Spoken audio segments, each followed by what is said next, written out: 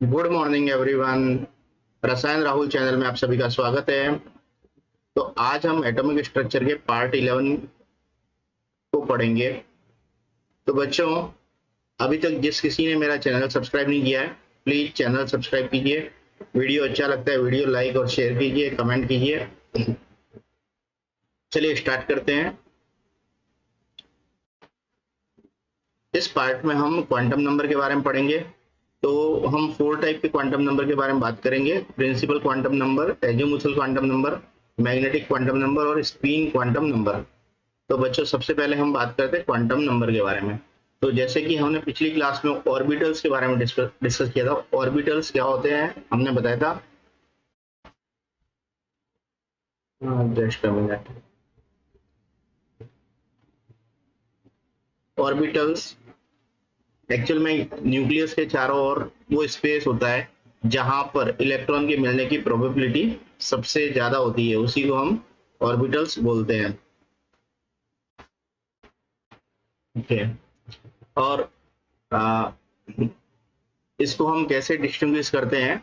Size, shape और orientation से, है ना। इससे डिस्टिंग्विश करते हैं साइज, शेप एंड ओरिएंटेशन से हम इसको डिस्टिंग्विश करते हैं। तो एक एटम के अंदर एक इलेक्ट्रॉन को डिस्क्राइब करने के लिए हमको कुछ क्वांटम नंबर के सेट्स की जरूरत पड़ती है। तो हमको 3 सेट्स ऑफ क्वांटम नंबर की जरूरत पड़ती है, जिनको हम एन, एल और एम बोलते हैं। इन 3 क्वांटम नंबर के अलावा एक और क्वांटम नंबर होता है जो एक्चुअल में इलेक्ट्रॉन की स्पिन को स्पेसिफाई करती है। उस उसको हम स्पिन क्वांटम नंबर बोलते हैं। ठीक है, उसको हम क्या बोलते हैं? Spin quantum number. तो इस तरीके से ये 4 क्वांटम नंबर जो है उनकी हमको जरूरत पड़ती है किसी इलेक्ट्रॉन को स्पेसिफाई करने के लिए। तो बच्चों, हम स्टार्ट करते हैं प्रिंसिपल क्वांटम नंबर। तो देखिए, प्रिंसिपल क्वांटम नंबर जो होता है ये एक्चुअल में क्या करता है? मेन एनर्जी शेल को डिटरमाइन करता है। किसको करता है? Main it determine main energy shell, या फिर एनर्जी शेल या फिर एनर्जी लेवल बोल सकते हैं, दोनों एक ही चीज है। उसको डिटरमाइन करता है जिसमें कि एक इलेक्ट्रॉन प्रेजेंट होता है। ठीक है, इसको हम कैसे डिनोट करते हैं? एन से। इसको हम डिनोट करते हैं एन से। अब देखिए, इसकी जो एन की वैल्यू जो होती है वो होल नंबर में होती है। ठीक है, होल नंबर में वैल्यू होती है। तो यहाँ इसकी वैल्यू जो स्टार्ट कहाँ से होती है? 1 से स्टार्ट होती है। कहाँ से स्टार्ट होती है? 1 से। तो एन की वैल्यू होल नंबर में होती है 1 से स्टार्ट होके 1 2 3 4 डैश डैश डैश, है ना। तो ये आपकी इस तरीके से वैल्यू होती है।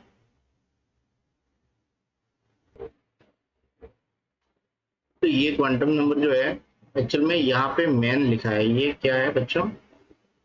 ये मैन है। ये क्या है? इसको मैं यहाँ पे लिख देता हूँ, मैन एनर्जी शेल, है ना। तो ये एक्चुअल में क्या करती है? ये क्वांटम नंबर शेल को आइडेंटिफाई करती है। किसको? शेल को आइडेंटिफाई करती है। ओके। जैसे आप यहाँ पे बात करते हैं n इजिकल टू 1, इसका मीनिंग होता है कि ये फर्स्ट शेल है। कैसा है बच्चों? First shell. यदि n इजिकल टू 2 होता है तो उसका मीनिंग होता है कि वो सेकंड शेल है। n इजिकल टू 3 होता है, उसका मीनिंग होता है ये थर्ड शेल है। ओके। तो इस तरीके से वेरियस सेल जहां पे आपकी n की वैल्यू 1 2 3 4 इस तरीके से होती है, तो उन शेल को हम क्या बोलते हैं? उन शेल को हम बोलते हैं के। फर्स्ट शेल को के बोलते हैं, सेकंड शेल को एल, फिर थर्ड शेल को एम, फोर्थ शेल को एन। इस तरीके से हम इन शेल को बोलते हैं। अब देखिए, ये क्वांटम नंबर क्या करती है? न्यूक्लियस से एवरेज डिस्टेंस को बताती है इलेक्ट्रॉन की। ठीक है, तो ये आपका न्यूक्लियस है। ये आपका न्यूक्लियस है। न्यूक्लियस से एक्चुअल में इलेक्ट्रॉन की डिस्टेंस को बताती है। जैसे ये आपका n इजिकल टू 1 शेल है जिसमें आपका इलेक्ट्रॉन होता है, तो ये फर्स्ट शेल है, इसको हम के शेल बोलते हैं। ठीक है, तो यहाँ पे जो इलेक्ट्रॉन होता है इस के शेल के अंदर, है ना, ये जो इलेक्ट्रॉन होता है वो न्यूक्लियस के सबसे पास में होता है। मतलब ये डिस्टेंस बहुत ही कम होती है इलेक्ट्रॉन की। और आप जैसे जैसे n की वैल्यू बढ़ती है बच्चों, ये आप यहाँ पे थोड़ा सा इसको, जैसे ये n=2 है, इसको हम एल शेल बोलते हैं। ये न्यूक्लियस से डिस्टेंस जो है वो ज्यादा है ना, तो डिस्टेंस बढ़ रही है, तो यहाँ पे डिस्टेंस बढ़ने के साथ साथ एक्चुअल में एनर्जी भी बढ़ती है। फिर ये एल शेल, एम शेल है, फिर ये एन शेल है, ठीक है। इस तरीके से ये डिस्टेंस जो है वो न्यूक्लियस से आपकी बढ़ती जा रही है, डिस्टेंस इंक्रीज होती जा रही है ना, इलेक्ट्रॉन की न्यूक्लियस से। तो एनर्जी भी इंक्रीज होती जाती है, जैसे जैसे शेल बढ़ते वैसे वैसे इलेक्ट्रॉन की डिस्टेंस, इलेक्ट्रॉन की न्यूक्लियस से डिस्टेंस जो है वो बढ़ती है।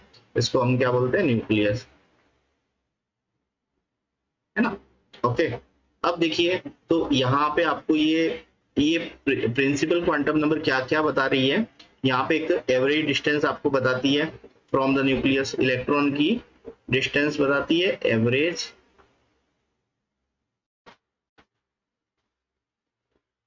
Distance of electron from the,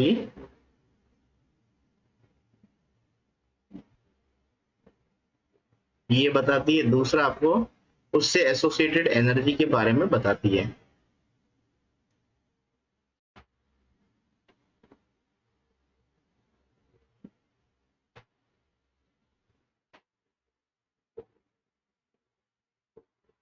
तो बच्चों ये एनर्जी जो है ना, वो क्या होती है आपकी, एनर्जी डिस्टेंस बढ़ने के साथ साथ बढ़ती जाती है। मतलब आपकी के शेल जो है वो न्यूक्लियस के सबसे नजदीक होता है, इसकी एनर्जी सबसे कम होती है, लोवेस्ट एनर्जी होती है। फिर एल शेल की एनर्जी उससे ज्यादा होती है, एम शेल की एनर्जी उससे ज्यादा होती है, फिर एन शेल की एनर्जी उससे ज्यादा होती है। तो एनर्जी जो होती है बच्चों, ये आपका न्यूक्लियस से जैसे जैसे डिस्टेंस बढ़ती है वैसे वैसे एनर्जी जो है वो इंक्रीज होती है। ओके, अब आपको ये समझ में आ गया होगा। अब हम बात करते हैं एजीमुथल क्वांटम नंबर की। बच्चों एजीमुथल क्वांटम नंबर जो है, देखिए, ये क्वांटम नंबर एंगुलर मोमेंटम को डिटरमाइन करता है। एजीमुथल क्वांटम नंबर को हम एल से डिनोट करते हैं और ये डिटरमाइन करता है एंगुलर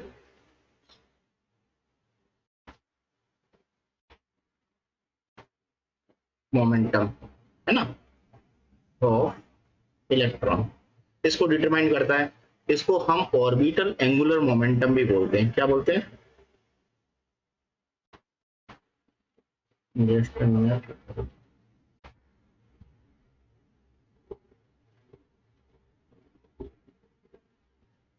ऑर्बिटल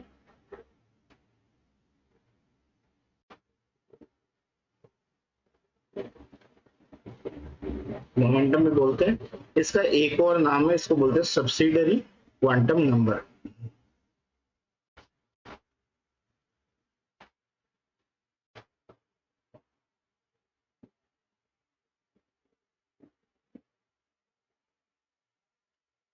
इस तरीके से इसके तीन नाम होते हैं। इसको हम एल से डिनोट करते हैं, अभी जैसा मैंने बताया, किससे डिनोट करते हैं, एल से, ठीक है। अब एल की वैल्यू जो होती है वो एक्चुअल में क्या होती है, प्रिंसिपल सेल में ये सब सेल या लेवल ऑफ सेल को डिनोट करता है, ठीक है। बच्चों एल की वैल्यू क्या होती है, एक इसको, एक प्रिंसिपल सेल में क्या बताता है, सब शेल, इसके बारे में बताता है, सब शेल के बारे में बताता है। या फिर इसको हम सब सेल भी बोल सकते हैं, या फिर हम इसको सब लेवल भी बोल सकते हैं। इसके बारे में जानकारी देता है जिससे कि एक इलेक्ट्रॉन मतलब बिलोंग करता है।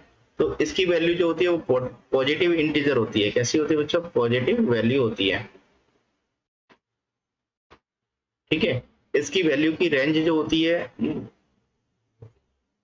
वो 0 से n-1, ये इसकी वैल्यू होती है। 0 to n-1 इसकी वैल्यू होती है। तो देखिए इसकी वैल्यू को हम कैसे लिखेंगे, 0 1 2 3, है ना, कहां तक जाएगा बच्चों, n-1 तक, ये इसकी वैल्यू होती है। अब देखिए एक एग्जाम्पल से हम इसको समझते हैं। यदि n=1 है, यदि n=1 है, तो इसकी केवल एक वैल्यू l की पॉसिबल होती है ना। कितनी होती है, 1 वैल्यू होती है, वो होती है 0। L is equal to 0। अब यदि n इजिकल टू 2 है तो आपकी L की कितनी वैल्यू पॉसिबल है? 2 वैल्यू पॉसिबल है L की, क्या हो जाएगी? 0 एंड 1। ठीक है, ये L की 2 वैल्यू हो जाएगी।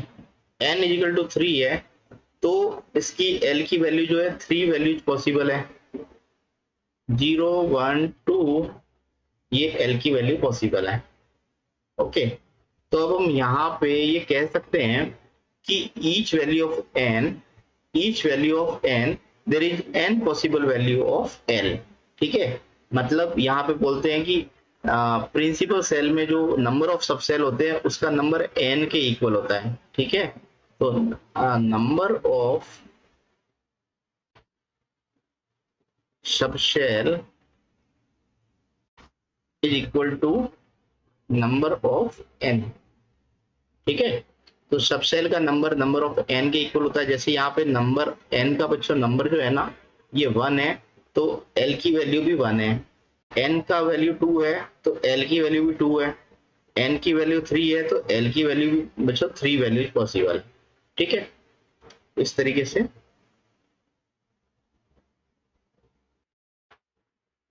अब बच्चों हम बात करते हैं, देखिए अब हम बात करते हैं कि जो वेरियस सब सेल्स होते हैं ना उनको हम कैसे डिनोट करते हैं। जस्ट अ मिनट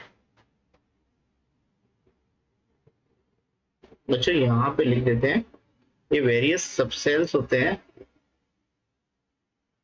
उनको हम कैसे डिनोट करते हैं ना, तो उनको हम S P D and F इससे डिनोट करते हैं। अब L की जो वैल्यू होती है, वैल्यू ऑफ L यदि 0 है तो आप यहाँ पे इसका सबसेल जो है उसका डिजिग्नेशन कैसे देंगे बच्चों? उसका डिजिग्नेशन देंगे S। L की वैल्यू 0 है तो डिजिग्नेशन S हो गया, L की वैल्यू 1 है तो उसका डिजिग्नेशन P हो जाएगा, L की वैल्यू 2 है तो डिजिग्नेशन D हो जाएगा, L की वैल्यू 3 है तो डिजिग्नेशन F हो जाएगा, L की वैल्यू 4 है तो डिजिग्नेशन G हो जाएगा, L की वैल्यू 5 है तो H हो जाएगा। इस तरीके से हम यहाँ पे SPDF जो है वो L की वैल्यू के लिए हम यहाँ पे डिजिग्नेशन देते हैं। तो S का मीनिंग होता है शार्प, क्या होता है? शार्प। P का मीनिंग होता है प्रिंसिपल, D का मीनिंग होता है डिफ्यूज्ड, F का मीनिंग होता है फंडामेंटल। ये डिफरेंट डिफरेंट इनके मीनिंग होते हैं, इनको हम एटॉमिक इमिशन स्पेक्ट्रा में यूज करते हैं। ठीक है, कहाँ यूज करते हैं? एटॉमिक इमिशन स्पेक्ट्रा में हम इसको यूज करते हैं। तो बच्चों n इजिकल टू 1 के लिए L की वैल्यू क्या होगी? 0 होगी। n इजिकल टू 1 के लिए L की वैल्यू 0 होती है। इसका मीनिंग ये है कि फर्स्ट प्रिंसिपल सेल या फर्स्ट एनर्जी लेवल जो है वो केवल एक सब सेल को कंसिस्ट करता है। ये सब सेल को बताती है, ये शेल है। ठीक है, और ये सब सेल को बताती है। तो फर्स्ट प्रिंसिपल सेल जो है, फर्स्ट प्रिंसिपल एनर्जी लेवल, ये क्या करता है? केवल एक सब सेल रखता है।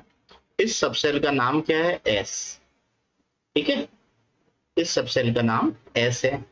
फर्स्ट एनर्जी लेवल में एक ही सब सेल होता है। यहां से आपको ये चीज पता चलती है। अब देखिए ऐसे का ऐसे सिमिलरली जो है हम बात करते हैं,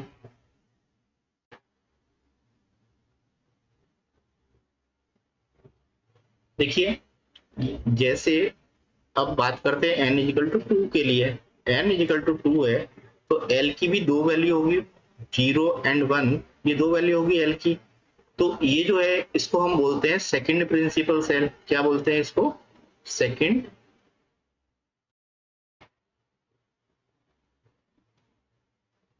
प्रिंसिपल सेल बोलते हैं। इस सेकंड प्रिंसिपल सेल के लिए एक्चुअल में ये क्या करता है, इसमें दो सब शेल होते हैं, है ना? It consist two subshell. तो दो सब शेल कौन से होते हैं? एक होता है जिसके लिए आप S जिसके लिए एल की वैल्यू 0 थी, और दूसरा होता है पी जिसके लिए एल की वैल्यू 1 है। क्योंकि दो वैल्यू है 0 और 1, तो 0 एस के लिए होती है और 1 एल के लिए होती है। इसी तरीके से हम बात करें n इजिकल टू 3 के लिए, तो इसके लिए भी l की वैल्यू कितनी होगी, 3 होगी, 0 1 एंड 2। n इजिकल टू 3 क्या शो करता है, थर्ड प्रिंसिपल सेल को ये डिनोट करता है।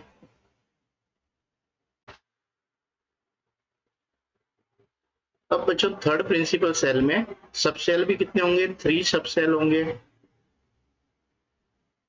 तो ये 3 सब सेल क्या होंगे, जिसकी वैल्यू एल की वैल्यू 0 है उस सब सेल को हम क्या बोलेंगे, एस।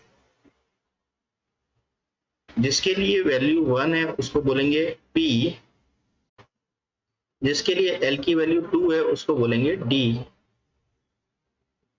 इस तरीके से 3 वैल्यू पॉसिबल है। तो डिफरेंट सबसेल जो होता है, अब हम सबसे पहले ये डिफरेंट सबसेल को लिखते कैसे हैं बच्चों, तो सबसेल को लिखते हैं हम एक्चुअल में सबसे पहले जो प्रिंसिपल क्वांटम नंबर होता है उसकी वैल्यू को लिखते हैं, है ना। तो प्रिंसिपल क्वांटम नंबर क्या है, एन है।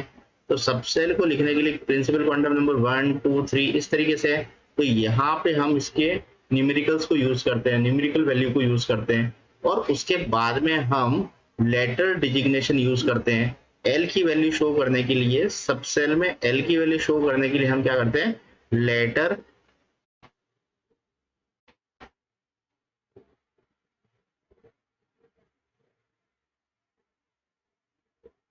डिजिग्नेशन को हम शो करते हैं। बच्चों लेटर डिजिग्नेशन जैसे क्या था, S P and D and F, S P D and F ये यूज करते हैं। जैसे फॉर एग्जांपल यदि एन की वैल्यू 1 है और एल की वैल्यू 0 है, तो इसको हम कैसे शो करेंगे, इसको हम शो करेंगे एल, यहाँ से एन की वैल्यू लेंगे 1 सीधा लिखेंगे, और एल के लिए लेटर डिजिग्नेशन यूज करेंगे। तो 0 किसको डिजिग्नेट किया गया, एस को, तो हम यहाँ पे लिखेंगे 1s। ठीक है, तो ये 1s क्या हो जाएगा, ऑर्बिटल। अब यहाँ पे हम एक और एग्जांपल लेके समझ सकते हैं। यदि आप n इजिकल टू 3 ले लीजिए और l इजिकल टू 2 ले लीजिए, तो इस ऑर्बिटल को कैसे शो करेंगे, इस ऑर्बिटल को शो करेंगे, l की वैल्यू ले लेंगे हम, पहले तो न्यूमेरिकल वैल्यू ले लेंगे l की, n की, और l की वैल्यू के लिए हम क्या करेंगे, लेटर डिजिग्नेशन लेंगे। इसका लेटर डिजिग्नेशन क्या था, l की वैल्यू 2 किसके लिए डिसाइड की गई थी, d के लिए। तो इस तरीके से ये आपका 3D ऑर्बिटल हो गया। ओके, अब बच्चों हम यहाँ पे कुछ चीजें समझते हैं। देखिए यहाँ पे मैं आपको एक टेबल से एक्सप्लेन करता हूँ।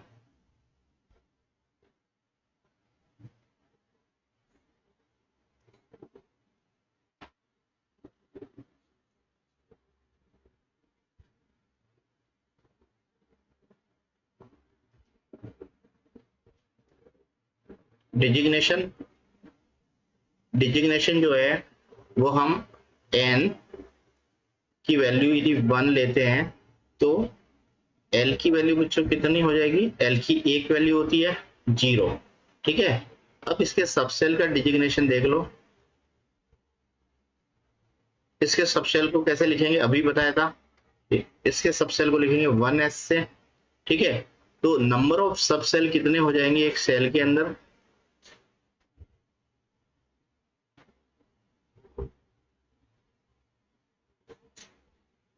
कितने हो जाएंगे, 1s ही होता है फर्स्ट के लिए, तो यहाँ पे लिखेंगे 1 नंबर ऑफ सबसेट। यदि n की वैल्यू 2 है तो l की कितनी वैल्यू पॉसिबल है, 0 एंड 1। ठीक है, दो वैल्यू पॉसिबल है l की, दो वैल्यू के लिए। तो बच्चों यहाँ पे कितने सबसेल हो जाएंगे, दो सबसेल हो जाएंगे। एक तो 0 वैल्यू के लिए क्या लिखेंगे, 2s लिखेंगे, और l की 1 वैल्यू के लिए हम क्या लिखेंगे, 2p लिखेंगे। ये दो वैल्यू हो जाएगी। तो नंबर ऑफ सबसेल जो है आपके सेकंड प्रिंसिपल, मतलब सेकंड शेल के अंदर कितने हो जाएंगे, 2।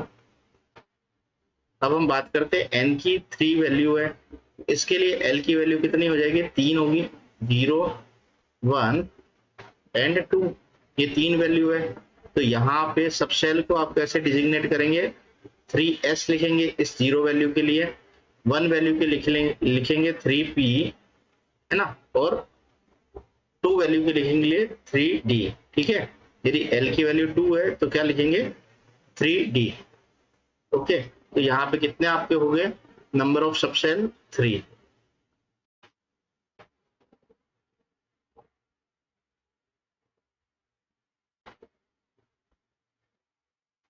अब हम बात करते हैं n इक्वल टू 4 की वैल्यू के लिए। तो देखिए बच्चों, यदि यहाँ पे n की वैल्यू यदि 4 हो जाए तो l की वैल्यू कितनी पॉसिबल है, l की जो है वो कितनी वैल्यू पॉसिबल है, 0 1 2 3। ठीक है, इस तरीके से 4 वैल्यू पॉसिबल है n की वैल्यू 4 होने पर। तो यहाँ पे आपको सबसेल कितने हो जाएंगे, यहाँ पे आप इसको कैसे डिनोट करेंगे, 0 वैल्यू को आप लिखेंगे 4s, 1 वैल्यू के लिए लिखेंगे 4p, 2 वैल्यू के लिए लिखेंगे 4d एंड 3 वैल्यू के लिए लिखेंगे l की 3 वैल्यू के लिए 4f। इस तरीके से आप लिखेंगे। अब इसको सबसेल कितने हो गए टोटल 4, यानी 4 एनर्जी प्रिंसिपल सेल के अंदर सबसेल कितने हैं 4। ठीक है, अब देखिए हाइड्रोजन के अलावा एक्सेप्ट हाइड्रोजन सारी सबसेल की एनर्जी में डिफरेंस होता है, स्लाइटली डिफर होती है कि क्योंकि हाइड्रोजन तो केवल एक ही सबसेल रखता है s, तो वहां पे आपको समझ में नहीं आएगा, मतलब हाइड्रोजन का एक ही है तो उसको छोड़ दो आप।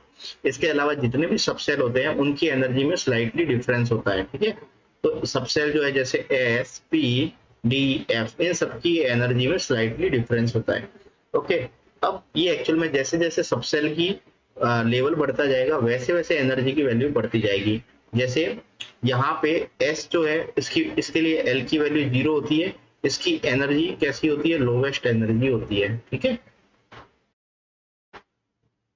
इसके बाद P जिसके लिए L की वैल्यू 1 होती है, उसकी एनर्जी जो होती है वो थोड़ी सी इससे ज्यादा होती है ना, थोड़ी सी ज्यादा होती है एनर्जी।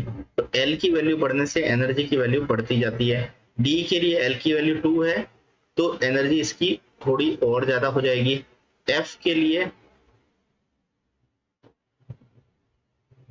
लिए L की वैल्यू कितनी है 3 है, तो इसकी एनर्जी और ज्यादा बढ़ेगी। ठीक है बच्चों, तो इस तरीके से हम कैसे लिख सकते हैं एनर्जी के इंक्रीजिंग ऑर्डर में। जैसे आप यहाँ पे L इक्वल टू 4 के लिए बात करो, इनके लिए हम यदि एनर्जी की बात करते हैं 4s 4p 4d 4f, तो एनर्जी कैसे बढ़ेगी, 4s की एनर्जी सबसे कम हो जाएगी, फिर 4p की एनर्जी, फिर 4d की एनर्जी, फिर 4f की एनर्जी। इस तरीके से ये एनर्जी का इंक्रीजिंग ऑर्डर इस तरीके से लिखा जाएगा।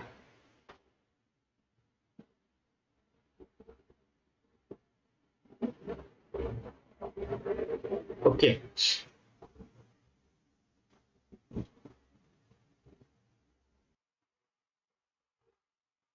तो बच्चों ये जो एंगुलर एजिमुथल क्वांटम नंबर होता है उसको हम एंगुलर क्वांटम नंबर भी बोलते हैं। ये एक्चुअल में क्या करता है, फिर से मैं बता देता हूँ, सबसेल के बारे में बताता है। ठीक है, एक प्रिंसिपल सेल में इसकी वैल्यूज के बारे में बताता है, सब सेल के बारे में, है ना। तो it determine the angular subshell in a principal quantum number और प्रिंसिपल एनर्जी सेल, सॉरी, ये क्या करता है, प्रिंसिपल एनर्जी सेल में सबसेल की वैल्यू को बताता है। ओके, अब हम बात करते हैं एंगुलर मोमेंटम ऑफ इलेक्ट्रॉन।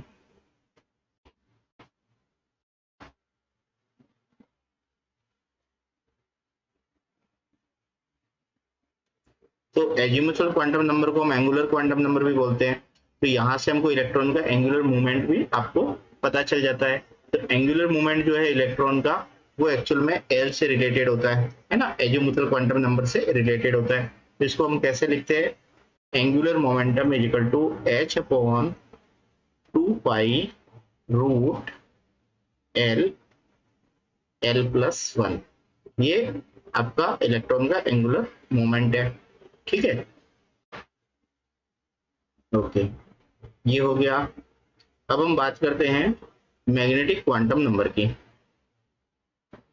ठीक है, तो बच्चों ये आपको समझ में आ गया होगा कि एजिमुथल क्वांटम नंबर को एंगुलर क्वांटम नंबर भी बोलते हैं और इससे इलेक्ट्रॉन के साथ में एंगुलर मूवमेंट जुड़ता है जिसकी वैल्यू को डिसाइड करता है एल, है ना। एंगुलर मूवमेंट कौन डिसाइड करता है, एल। तो एंगुलर मूवमेंट की वैल्यू हम इस तरीके से फॉर्मूले से दे सकते हैं। अब बात करते हैं मैग्नेटिक क्वांटम नंबर की। तो मैग्नेटिक क्वांटम नंबर क्या करता है एक्चुअल में, इलेक्ट्रॉन के मैग्नेटिक फील्ड में बिहेवियर को एक्सप्लेन करता है। ठीक है, तो ये एक्चुअल में क्या करता है, इलेक्ट्रॉन के बिहेवियर को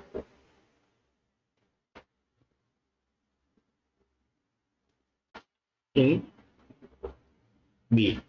तो बी मैग्नेटिक फील्ड है, मैग्नेटिक फील्ड में इलेक्ट्रॉन के बिहेवियर को ये डिटरमाइन करता है।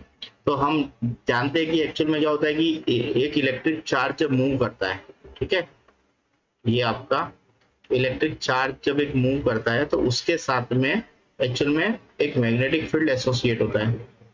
क्या होता है, मैग्नेटिक फील्ड एसोसिएट होता है।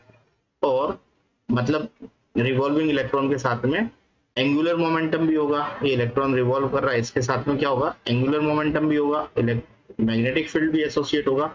ये मैग्नेटिक फील्ड इलेक्ट्रॉन का इंटरेक्ट करता है एक्चुअल में external magnetic field of earth के।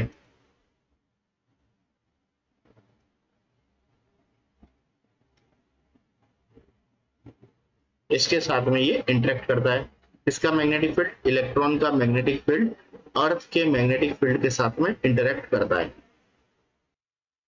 और ये इंटरेक्ट करने की वजह से क्या होता है कि ये इलेक्ट्रॉन जो है in the influence of external magnetic field, ये एक्सटर्नल मैग्नेटिक फील्ड के इन्फ्लुएंस में इलेक्ट्रॉन अपने आप को ओरिएंट करता है एक्चुअल में एक प्रिफर्ड रीजन में। ठीक है, इलेक्ट्रॉन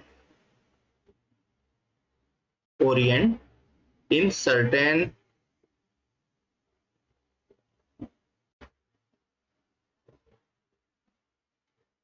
प्रिफर्ड रीजन, और इस स्पेस के अंदर सर्टेन प्रिफर्ड रीजन के अंदर वो अपने आप को एसोसिएट करता है, जिसको हम क्या बोलते हैं, ऑर्बिटल।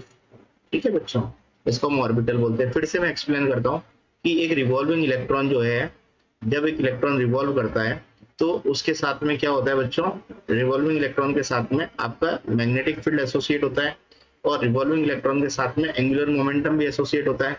अब ये जो आपका मैग्नेटिक फील्ड है आपका इलेक्ट्रॉन का, वो external magnetic field of earth से इंटरेक्ट करता है, और इस external electric field of external magnetic field of earth के इन्फ्लुएंस में ये इलेक्ट्रॉन अपने आप को ओरिएंट करता है, मतलब सर्टेन प्रिफर्ड रीजन में, एक स्पेस में सर्टेन प्रिफर्ड रीजन में ये अपने आप को ओरिएंट करता है, और उस रीजन को हम बोलते हैं ऑर्बिटल्स, है ना। तो ये क्वांटम नंबर जो है, मैग्नेटिक क्वांटम नंबर बच्चों, ये ऑर्बिटल्स के बारे में बताती है। इसके बारे में, नंबर ऑफ ऑर्बिटल्स, ये नंबर ऑफ ऑर्बिटल्स की जानकारी देती है। और ये नंबर ऑफ, और इसकी वैल्यू, इसको हम कैसे डिनोट करते हैं, एम एल से डिनोट करते हैं। किससे डिनोट करते हैं, एम एल से। तो हम बात करते हैं कि एम एल की वैल्यू किसके ऊपर डिपेंड करती है, एल की वैल्यू के ऊपर डिपेंड करती है। ठीक है, एम एल की वैल्यू डिपेंड करती है एल की वैल्यू के ऊपर। अब देखिए एम एल की वैल्यू जो होती है वो आपकी माइनस एल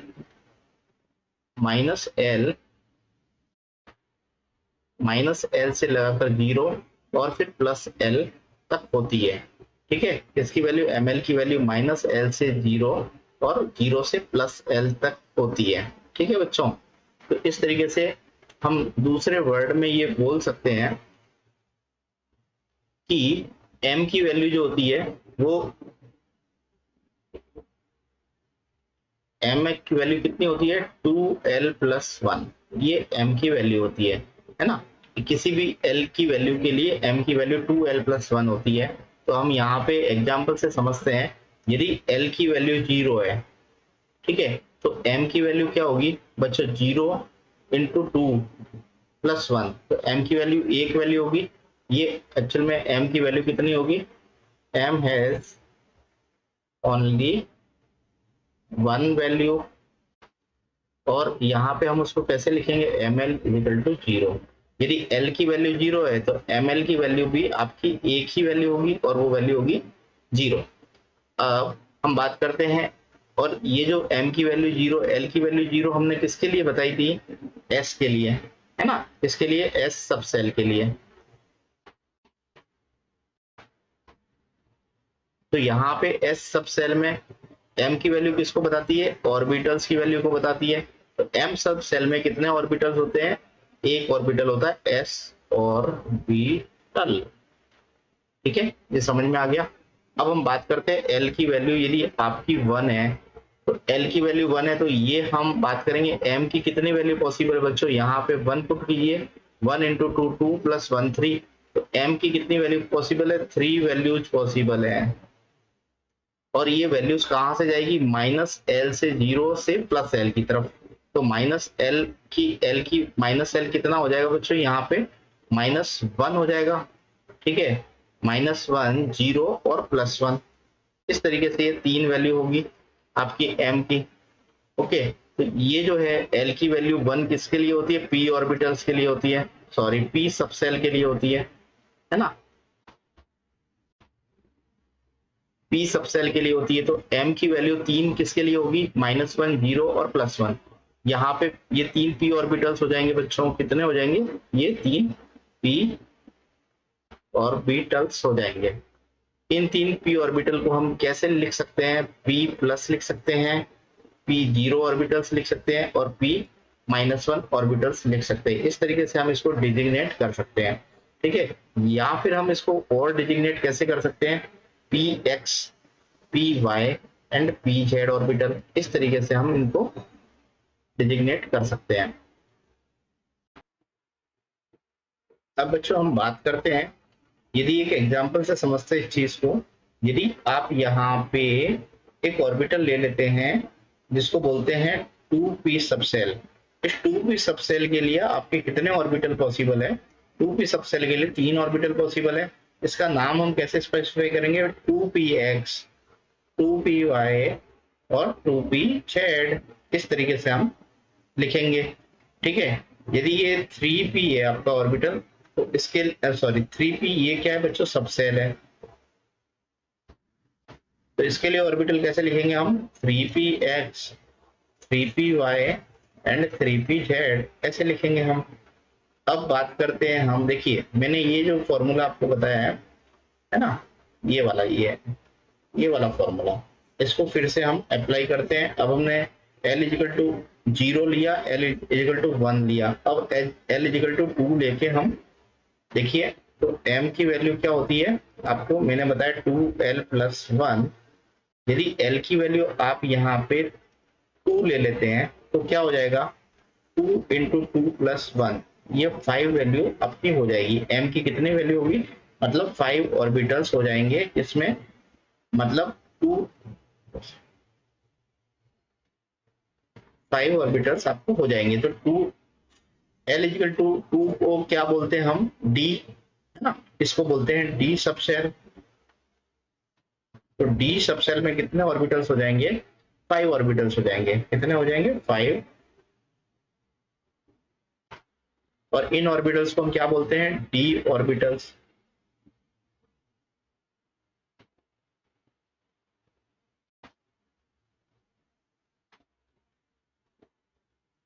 इनको हम बोलते हैं D ऑर्बिटल्स।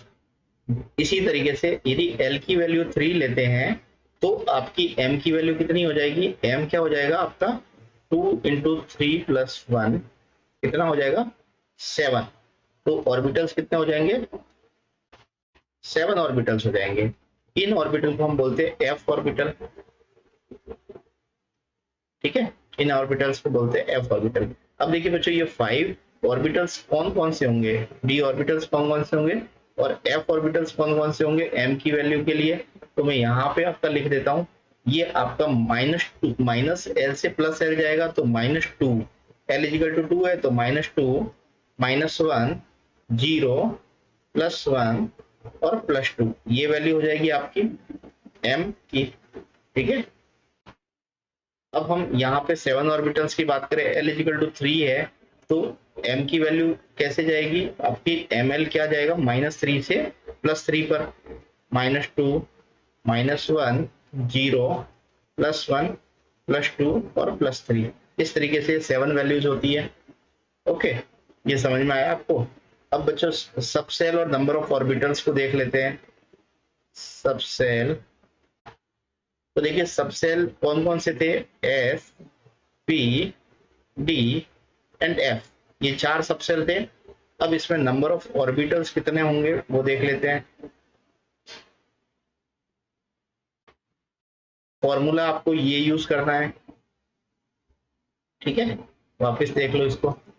अब यदि सब सेल एस है तो उसके लिए एल की वैल्यू 0 है, ठीक है, नंबर ऑफ ऑर्बिटल्स 1 होगा, पी है तो नंबर ऑफ ऑर्बिटल्स 3 होंगे, डी है तो नंबर ऑफ ऑर्बिटल्स 5 होंगे, और एफ है तो नंबर ऑफ ऑर्बिटल्स 7 होंगे। इस तरीके से आपकी सब सेल जो है उसमें नंबर ऑफ ऑर्बिटल्स आपका पता चल जाता है।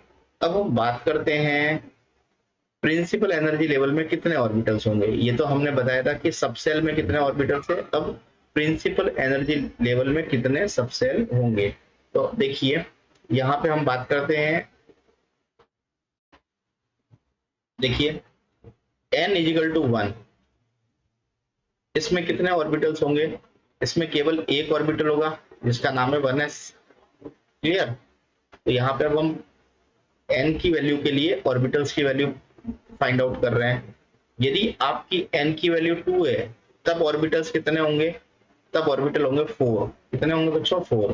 कैसे होंगे, एक तो हो जाएगा आपका 2s और 3 ऑर्बिटल्स हो जाएंगे आपके, 3 ऑर्बिटल्स हो जाएंगे आपके 2p के। कौन कौन से होंगे वो, 2px, 2py एंड 2pz, इस तरीके से हो जाएंगे ये। अब यदि n की वैल्यू 3 है तो ऑर्बिटल्स कितने हो जाएंगे आपके, n की वैल्यू 3 है तो ऑर्बिटल्स हो जाएंगे 9। ठीक है, कैसे होंगे, एक तो हो जाएगा 3s ऑर्बिटल, दूसरा होगा आपके 3 जो ऑर्बिटल्स है वो क्या होंगे, 3p ऑर्बिटल्स हो जाएंगे, और आपको 5 ऑर्बिटल्स हो जाएंगे 5d। ठीक है, सॉरी 3d, कितने हो जाएंगे 3d। तो कितने होंगे, 3 प्लस 3 6, सॉरी 5 प्लस 3, और यहाँ पे 1। एक मिनट, इसको ऐसे लिखेंगे बच्चों, 1 ऑर्बिटल होगा आपका 3s। तो कितना हो गया आपका, 5 और 3 8 और 1 9। ठीक है, ये बात आपको समझ में आ गई होगी।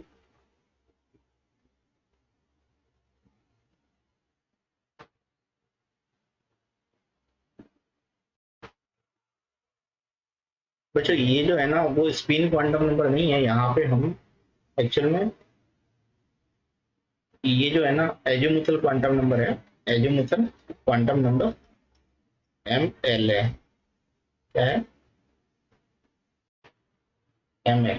ठीक है, अब हम बात करते हैं, ये आपका हो गया एजीमुथल क्वांटम नंबर ml हो गया। अब बात करते हैं हम स्पिन क्वांटम नंबर की। ठीक है, तो स्पिन क्वांटम नंबर क्या है कि स्पिन क्वांटम नंबर इलेक्ट्रॉन जो होता है वो इलेक्ट्रॉन, देखिए बच्चों स्पिन क्वांटम नंबर को,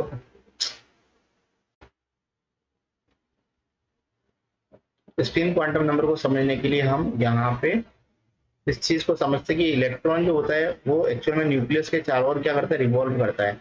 इसके साथ साथ ये केवल न्यूक्लियस के चारों ओर रिवॉल्व नहीं करता है इलेक्ट्रॉन, ये अपनी एक्चुअल में अपनी एक्सिस के अराउंड भी ये अपनी एक्सिस के अराउंड भी ये क्या करता है, इलेक्ट्रॉन रिवॉल्व करता है। ठीक है, तो यहाँ पे दो तरीके के रिवॉल्यूशन होता है, एक तो इलेक्ट्रॉन न्यूक्लियस के अराउंड रिवॉल्व करेगा, दूसरा अपनी एक्सिस के अराउंड रिवॉल्व करेगा। तो इस चीज को सबसे पहले 1925 में दो साइंटिस्ट थे जिन्होंने ये बताया था, जिनका नाम था जॉर्ज उलेहनबेक। एक था जॉर्ज उलेहनबेक और दूसरा था सैमुअल गॉडस्मिथ।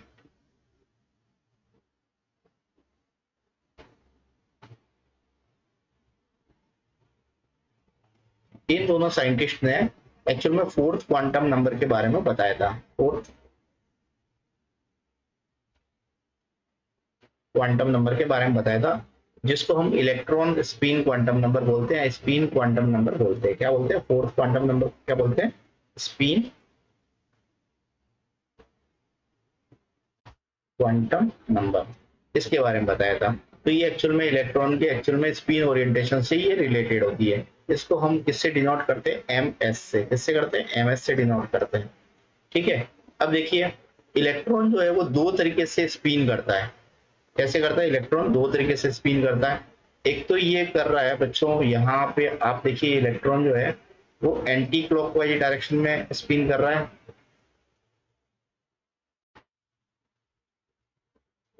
दूसरा ये इलेक्ट्रॉन जो है वो कैसे करेगा, क्लॉकवाइज डायरेक्शन में स्पिन करेगा। ठीक है, तो इसकी यहाँ पे आपको स्पिन क्वांटम नंबर की दो वैल्यू मिलेगी, एक तो आपको मिलेगी +12 और दूसरी वैल्यू मिलेगी -12। ठीक है, स्पिन क्वांटम नंबर की कितनी वैल्यू मिलेगी, 2 वैल्यूज। ठीक है, +12 और -12। ये quantum number other 3 quantum number से क्या होती है, अलग होती है। ठीक है, इंडिपेंडेंट होती है। इसकी वैल्यू जो होती है स्पिन क्वांटम नंबर की, वो अदर 3 क्वांटम नंबर की वैल्यू पर डिपेंड नहीं करती है। तो m, यदि स्पिन क्वांटम नंबर को हम शो करते हैं ms से, अब यदि हम इसको इस तरीके से शो नहीं करें +-12 से, तो हम क्या करेंगे, इसको एरो से भी शो कर सकते हैं। किससे, एरो से भी शो करते हैं। यदि एरो ऊपर की तरफ जा रहा है तो यहाँ पे स्पिन अप लिखेंगे। ठीक है, और एरो जो नीचे की तरफ जा रहा है उसको हम स्पिन डाउन लिखेंगे। इस तरीके से भी हम इसको शो कर सकते हैं। ठीक है बच्चों, एरो का यूज करके शो कर सकते हैं। अब स्पिन क्वांटम नंबर से एक स्पिन क्वांटम नंबर से भी एक आपका मोमेंटम एसोसिएट होता है, जिसको हम बोलते हैं स्पिन एंगुलर मोमेंटम। क्या बोलते हैं, स्पिन एंगुलर मोमेंटम। इसको लिखते हैं बच्चों √s+1 h/2π। ये स्पिन एंगुलर मोमेंटम है। s की वैल्यू मैंने क्या बताया था आपको, क्या होती है, हाफ वैल्यू यहाँ पे पुट करेंगे। ठीक है, तो यहाँ पे हम यदि ये वैल्यू पुट करते हैं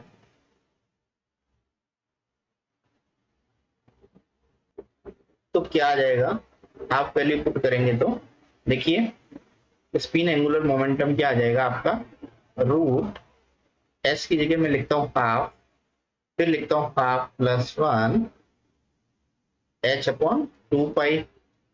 तो ये हो जाएगा आपका 3/2 इंटू हाफ, ये हो जाएगा आपका टोटल √3/4। ठीक है, h/π, ये टोटल वैल्यू आ जाएगी आपकी, है ना। तो ये स्पिन क्वांटम नंबर की वैल्यू आ गई। बच्चों हम यहाँ पे चारों तरीके के क्वांटम नंबर को डिस्कस कर चुके हैं और होप कि ये चारों क्वांटम नंबर आपको समझ में आ गया होगा। तो आज के लिए बच्चों इतना ही। आपको मेरा वीडियो अच्छा लगा तो बच्चों मेरे वीडियो को लाइक कीजिए, चैनल को सब्सक्राइब करके मेरे चैनल को सपोर्ट कीजिए। और आज के लिए इतना ही। Thank you for watching this video.